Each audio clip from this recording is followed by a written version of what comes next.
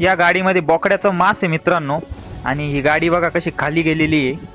रात्री 2:30च्या सुमारे पिकअप खाली गेलेली आहे. तर त्यामध्ये ना बोकड्याचं मांस आहे. टंपीचा ड्रायव्हर आहे मित्रांनो. तर त्या ड्रायव्हरला आम्ही विचारलं असं तर त्याची अशी मागणी की येते रस्त्यामध्ये स्पीड ब्रेकर पाहिजे. तर स्पीड ब्रेकरची आवश्यकताच आहे मित्रांनो, कारण येते कंटिन्यू ऍक्सिडेंट होत राहत्या आणि कंटिन्यू आम्हाला व्हिडिओ काढण्यासाठी येथून फोन येत राहता. पण आज आम्ही बघितलं असं गाडी डायरेक्ट पूर्ण प्रकारे खाली गेलेली आणि ज्या बाजूने लिंब आहे लिंबाला धडकून लिंब सुद्धा पाडून गाडी खाली गेलेली आहे. म्हणजे अपघात झालेला आहे. त्या ड्रायव्हरची काही चुकी नाहीये.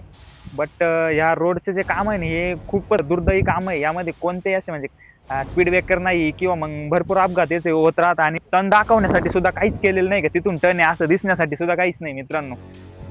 धारंगवीर आणि संगमनेर हायवे महत्वाचं म्हणजे रोडचं काम असं झालेलं आहे की स्पीड ब्रेकर सुद्धा नाहीये आणि रात्रीचे जे लाईट स्पीड ब्रेकर असतात ते बसवण्याची गरज आहे मित्रांनो.